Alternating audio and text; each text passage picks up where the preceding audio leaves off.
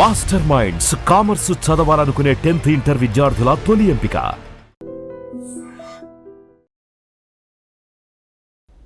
ఆ రోజుల్లో పోటాపోటీ ఉండేది.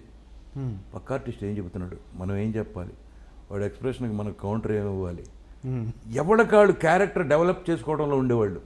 అందుకనే ఆ రోజుల్లో ఎవరికి ఇళ్ళు లేవండి, కారులు లేవు. ఒక అంబాసిడర్ కారు ఉంటే 8 మంది లేవాళ్ళం కారులో. భేషజాలు లేవు, వీడు గొప్ప, ఆడు పెద్దనాడు, ఈడు పెద్దాడు, ఏం ఉండేది కదా. ఇలా పర్సనల్ మేకప్ మెన్ లేరు, ఎవరో లేరు. అందరికీ కలిసి ఎవడో ఒకడు ఉండేవాడు, వాడే అందరికీ ఇచ్చేవాడు. కలిసి వెళ్ళిపోయేవాళ్ళం, కలిసి కూర్చునేవాళ్ళం, కలిసి తినేవాళ్ళం. ఆ రోజుల్లో ఈ రోజుల్లాగా క్యారియర్లు పెట్టడం, 10 రకాల కూరలు పెట్టడం అవన్నీ ఉండేవి కాదు. 2 ఇడ్లీ 2 వడ ఒక ప్యాకెట్ ఇచ్చేవాడు పొద్దున్నే, అది టిఫిన్. ఆ పూటకి కాఫీ ఇచ్చేవాడు. మధ్యాహ్నం కాస్త సాంబారన్నం, కాస్త పెరుగన్నం పెట్టేవాడు, 2 పొట్లాలు, అవి తినేవాళ్ళం. అంతే. తర్వాత వచ్చేసరికి అసలు క్యారియర్లు, ఆ హోటల్ నుంచి ఇది, ఈ హోటల్ నుంచి ఇది, ఇలా తెప్పించడం మొదలెట్టారు. అలా ఉండమట్టి అంత డిసిప్లిన్గా సినిమాలు ఉండేవి, వేషాల మీద అంత ఇంట్రెస్ట్ ఉండేది. ఇప్పుడు మనం రామారావుని ఫస్ట్ ఎలా కలిసానని నేను చెప్పాను కదా, అక్కడి నుంచి ఇక కంటిన్యూ అయిపోయాను. ఆయన షూటింగ్ ఎక్కడుంటే అక్కడికి వెళ్ళిపోయేవాడిని. అక్కడ ఎవరు ఆపేవాళ్ళు కదా, ఇక నన్ను కూర్చొని చూస్తూ ఉండేవాడు. ఆయన ఎలా చేస్తాడు, మెస్మరైజ్ చేసేవాడు. ఆయన యాక్ట్ చేస్తా అంటే అలా నోరు తెరిచి కూర్చునేవాళ్ళం, అలా ఇమ్మర్స్ అయిపోయేవాళ్ళం అనమాట. ఇంత మహానటుడు, ఏ వేషం వేస్తే ఆ వేషంలో. ఇప్పుడు జనరల్గా ఆర్టిస్ట్ అనేవాడండి ఒక మట్టి ముద్దలు అంటాడు. దాన్ని డైరెక్టరు ఎలా మోల్డ్ చేస్తే అలా మోల్డ్ అవుతాడు. కరెక్ట్. మీరు రాక్షసుడిగా మోల్డ్ చేయొచ్చు, అందగాడిగా మోల్డ్ చేయొచ్చు, కుంటివాడిగా మోల్డ్ చేయొచ్చు. మీరు ఎలా మోల్డ్ చేస్తే ఆర్టిస్ట్ అలా మోల్డ్ అవుతాడు. ఆర్టిస్ట్లో ఉన్న స్పెషలైజేషన్ అది తెలుసుకున్న డైరెక్టర్లో ఈ క్యారెక్టర్లన్నీ క్రియేట్ చేశారు, ఒకదాని తర్వాత ఒకటి. రాముడు, కృష్ణుడు, దుర్యోధనుడు, భీముడు. అలాగే ఆర్టిస్ట్కి కూడా ఇంట్రెస్ట్ ఉండాలి. మనం వేసుకునేటప్పుడు ఏం చేయాలి, ఏ మేసం పెట్టుకోవాలి, ఈ డైలాగ్ ఉంది ఎలా చెప్పాలి, మాడ్యులేషన్ ఎలా చెప్పాలి, ఎక్కడ ఆపాలి, ఎక్కడ పైకి లేపాలి, ఎక్కడ దింపాలి, ఇవన్నీ నేర్చుకోవాలండి. నేను ఇవన్నీ ఎందుకు చెబుతున్నానంటే, ఆ గోల్డెన్ యుగంలో పనిచేసి ఉన్నాం కాబట్టి, ఆ గోల్డెన్ మనుషులతో పనిచేశాం కాబట్టి కరెక్ట్ నేను చెప్తున్నా. ఇది ఎవరికైనా ఉపయోగపడితే వాడుకుంటారు. ఇవాళ జనరేషన్లో మన మాట వినేవాళ్ళు కూడా ఎవరూ లేరు. డిసిప్లిన్ అండి. 7 గంటలకు షాట్ అంటే అందరూ 6:30కి విత్ మేకప్ డ్రెస్తో రెడీగా ఉండేవాళ్ళు. మరి ఇవాళ కంపారిజన్కి వస్తే మరి ఎవరన్నా ఒక్కళ్ళన్నా 10 ఎవరూ రావట్లేదు. అతను 10కి రాడుగా, మేము ఎందుకు పొద్దున్నే వచ్చి ఏం చేయం అనే స్టేజ్ తీసుకొచ్చేసారు. చూసేదానికి సినిమాల మీద కాన్సన్ట్రేషన్ తగ్గింది. తర్వాత మెయిన్ క్వాలిటీ పడిపోయింది. ప్రొడ్యూసరు బాగుంటే 10 ఫ్యామిలీలు బతుకుతాయి.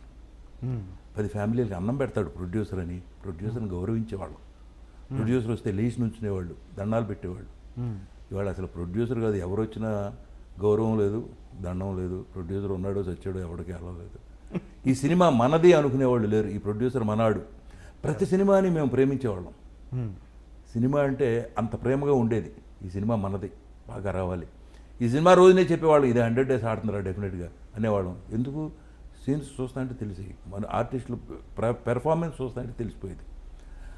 అందుకే మీకు హేమాహేమీలైన ఆర్టిస్టులు వచ్చారు. ఆ రోజులో డబ్బు పిచ్చలేదు, పెర్ఫార్మెన్స్ కొట్టాలి. ఇది నాగేశ్వరరావుని ఎలా కొట్టాలి, రామారావుని ఎలా కొట్టాలి, ఇద్దరు కలిసి చేసేటప్పుడు ఎలా కొట్టాలి, అతను మించి పేరు మనకు రావాలి అని ఎవరికాళ్ళు తాపత్రయపడేవాళ్ళు. ఒక సావిత్రి గారు యాక్ట్ చేస్తుందంటే, ఒక శివాజీ గణేశన్ గారు ఉన్నా, రామారావు గారు ఉన్నా, నాగేశ్వరరావు ఉన్నా ఒకటికి పోసేవాళ్ళు. ఎందుకంటే ఎక్కడ ఏ ఎక్స్ప్రెషన్తో కొడుతుందో తెలియదు. నవ్వుతానే అన్ని రకాలుగా కొడుతుంది ఎక్స్ప్రెషన్. దాంతో ఎంత డైలాగ్ చెప్పినా కూడా తేలిపోతుంది. సో ఆవిడని తట్టుకోవాలంటే ఇక్కడ ఎంత పెర్ఫార్మెన్స్ ఉండాలి. దానికోసమని 10 రోజుల ముందు స్క్రిప్ట్ ఇంటికి వచ్చేది. వస్తే ఎవరికాళ్ళు వాళ్ళ డైలాగ్ చూసుకుని, ఎదురు డైలాగ్ ఏముందని ఇంప్రవైజేషన్ చేసుకుని, ఏది చేస్తే బెటర్మెంట్ నిలబడతాం మనం అని ఆలోచించేవాళ్ళు.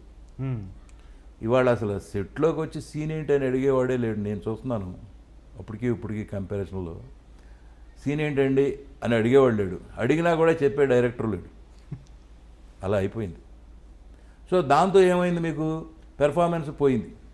క్వాలిటీ పోయింది. ఏం తీయాలి, ఏం చేయాలి, ఇతనికి తెలవదు, వాళ్ళకి తెలవదు. పైగా భాష రాని వాళ్ళు ఎక్కువ వచ్చారు. ఆ రోజుల్లో ఈ డబ్బింగులు కూడా లేవండి. ఓన్లీ డైరెక్ట్ మనం ఏం మాట్లాడుతున్నామో థియేటర్లో అదే ట్రాక్. అవుట్డోర్లో తీసింది మాత్రం డబ్బింగ్ చేసేవాళ్ళు కదా. అవుట్డోర్ తర్వాత వచ్చింది, అసలు ముందు అవుట్డోర్ లేదు. ఓకే. పొలాలు ఉన్నా కూడా సెట్ వేసేవాళ్ళు వాహిని స్టూడియోలో, ఫారెస్ట్ ఉన్నా సెట్ వేసేవాళ్ళు. తర్వాత ఈ మెచ్చిల్ కెమెరాలు ఇవన్నీ రాలా, యారీ ఇవన్నీ రాలా, మిచ్చులు ఒకటే ఉండేది. ఆ మిచ్చులతో ఏంటంటే పెద్ద బండలాగా ఉండేది అది. మీరు ఏం మాట్లాడినా డైరెక్ట్ రికార్డింగ్ అనమాట. ఎవరో అసలు పిన్ డ్రాప్ సైలెన్స్, పిన్ పడినా కూడా వినపడే శబ్దం ఉండేది కదా సౌండ్ ఇంజనీర్లు. ఇప్పుడు ఈ సోకాళ్ళు మన ఇవాళ పెద్ద డైరెక్టర్లు ఉన్నారు, విశ్వనాథ్ గారు, వీళ్ళంతా కూడా సౌండ్ ఇంజనీర్లు. ఆ రోజుల్లో వాళ్ళే రికార్డ్ చేసేవాళ్ళు. సైలెన్స్ అంటే సైలెన్స్ అంతే, ఎవరో మాట్లాడతాను వీళ్ళు. అక్కడ పర్ఫెక్ట్గా డైలాగ్ బాగా పోతే వన్ మోర్ టైం. అందుకే పర్ఫెక్ట్ తెలుగు వచ్చు ఆర్టిస్టులు ఉండేవాళ్ళు. డిక్షన్ బాగుండేది. తర్వాత క్యారెక్టర్కి పడ్డ ఆర్టిస్టులు ఎన్నుకునేవాళ్ళు. అందుకే మంచి పర్సనాలిటీలు ఉండే ఆ రోజుల్లో. ఇప్పుడు అదే మాయాబజార్ వాళ్ళు తీశారనుకోండి, ఒక ఘటోద్గజుడు వేయటానికి ఆర్టిస్ట్ ఏడి, కరెక్ట్, కృష్ణుడు వేయటానికి ఆర్టిస్ట్ ఏడి, దుర్యోధనుడు వేయటానికి ఆర్టిస్ట్ ఏడి, ధర్మరాజు వేయటానికి ఆర్టిస్ట్ ఏడి. అసలు తెలుగు వచ్చినాళ్ళు లేరు ఇవాళ. ఏ భాష రాకుండా 1 2 3 4 చెప్పు చాలు, మేము డబ్బింగ్లో వేసుకుంటాం, ఆ స్టేజ్ వచ్చేసింది. అవును. మాయాబజార్ అంటున్నారు కాబట్టి నేను ఒక వార్త చదివా. మాయాబజార్ ఇండస్ట్రీలో ఉన్న ఆర్టిస్టులను అందరినీ పెట్టేస్తే ఇక పాండవులు వేయటానికి ఎవరు లేరట. అందుకని కేవీ రెడ్డి గారు పాండవులు ఉన్నట్టుగా భ్రమింపజేస్తూ, ఆ సినిమా చూసిన వాళ్ళకి అర్థం కాదు, నిజంగా పాండవులు కనిపించరు మనకు అందులో. పాండవులు ఉండరు ఉన్నట్టు ప్రతి సీన్లో పాండవుల గురించి ప్రస్తావన ఉంటుంది. అది డైరెక్టోరియల్ మ్యాజిక్ అనమాట, అంత బిగి స్క్రీన్ ప్లేలో. అది కాదండి ఒరిజినల్గా, అసలు అది కన్నడ నాటకం. ఓకే. ఘటోత్కచ్ అని కన్నడ నాటకం, దాన్ని కొనుక్కొచ్చి చేశారు. దానిలో కూడా ఉండరు, పాండవులు ఉండరు. ఓకే. దాన్ని మనాళ్ళు తీసుకొచ్చి తెలుగులో చేశారు. అలాగా ఆల్ టైమ్ రికార్డ్ అయింది. కన్నడలో పెద్ద ఫేమస్ డ్రామా అండి అది.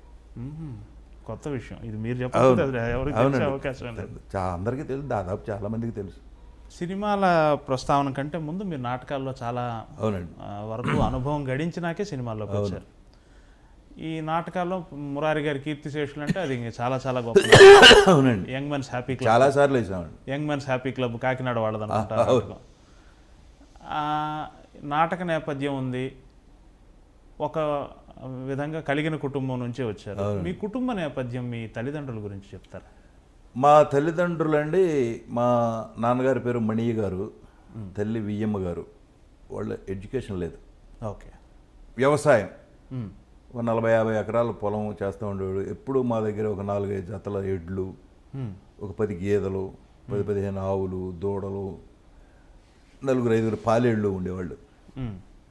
ఆయన వ్యవసాయంలోనే ఉండేవాడు. మా ఫ్యామిలీలో ఎవరు చదువుకోలే. సో నాకు ఏమయ్యేదంటే, నేను చదువుకోవాలి బాగా, మా ఫ్యామిలీలో ఎవరు చదువుకోలేదు కాబట్టి నేను చదవాలి అని చెప్పి, నేను మా ఇంట్లో ఉంటే చదువు రాదని మా మేనమామల ఇంట్లో బట్టల పెనవర్లో చదివా. మా మేనమామ అప్పటికి స్కూల్లో రైటరు. సరే అక్కడికి వెళ్ళిపోయాను. నేనే వెళ్ళిపోయి చదువుకుంటానని అక్కడ మొదలెట్టా చదువు.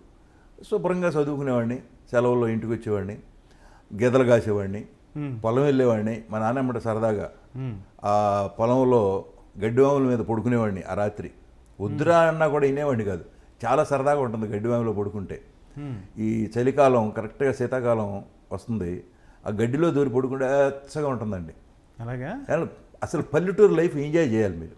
అప్పుడే నేను తాడి చెట్లు ఎక్కడం, కొబ్బరి చెట్లు ఎక్కడం అన్నీ నేర్చుకున్నా. ఒక తాడి చెట్టు ఎక్కానంటే ఒక చెట్టు మీద నుంచి ఇంకో చెట్టు మీదకి వెళ్ళి ఒక బండెడు తాడికాయలకు వచ్చేవాడిని, కోసి బండెడు వేసుకొచ్చేవాడిని ఇంటికి. అన్నిట్లోనూ, ఇప్పుడు ఇది అది అని లేదు, అన్నిట్లోనూ ట్రైనింగ్ అయ్యాను నేను. పక్కనే మాకు పుల్లేరు అని ఉండేది, ఆ పుల్లేరులో ఈత కొట్టేవాడిని. ఈత కొట్టి ఒకసారి మా నాన్నతో దెబ్బలు తినేవాడిని. దానిలో మునిగిపోతే ఏం చేస్తావురా అని. మరి నేర్చుకోవాలి కదా, ఈత ఎలా వస్తుంది, ఈ సెలవులోనే కదా వచ్చేది. మళ్ళీ వెళ్ళిపోతే స్కూల్కి వెళ్ళిపోవాలి.